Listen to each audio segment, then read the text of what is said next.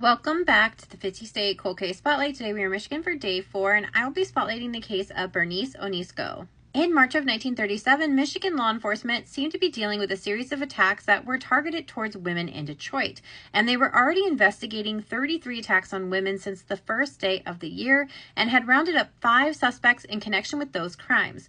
One of those suspects was being questioned in a possible connection to the murder of Bernice. On March 7, 1937, Bernice, 17, was walking home from church when an unknown assailant grabbed her, dragged her into the alley, sexually assaulted her, and strangled her to death. Bernice's remains would be found the following morning near Botsford Avenue with a belt wrapped around her neck. She was almost home. Bernice's homicide was a big breaking point for investigators at the time because they were already investigating assaults on women in Detroit at the time at a very high level for that time of year.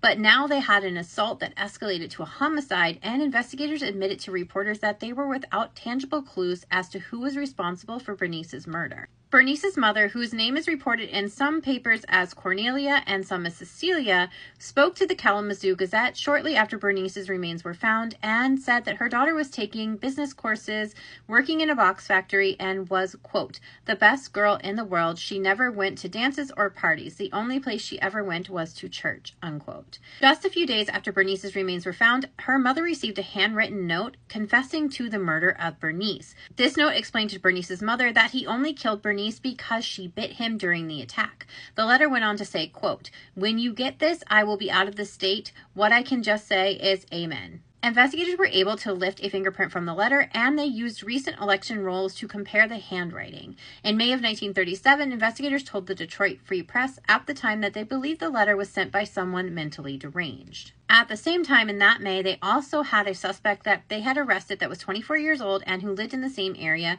where the murder was committed and left the city a few days afterwards. They withheld his identity, but Detective Cross told the Detroit Free Press, quote, the man knows a lot about the case. He admits he knew the girl and said that he viewed her body in the coffin. Investigators say that this man worked at the rubber factory and that they did check his work schedule and also interviewed relatives and friends of this suspect.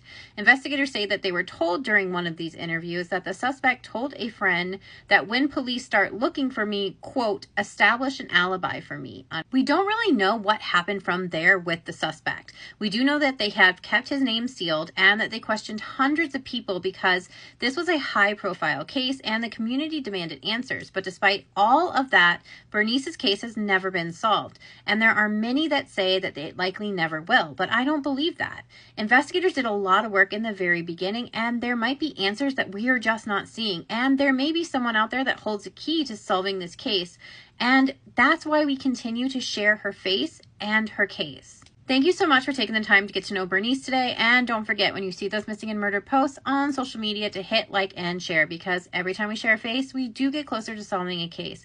And I will see you guys back here for day 5 tomorrow, the last day of Michigan.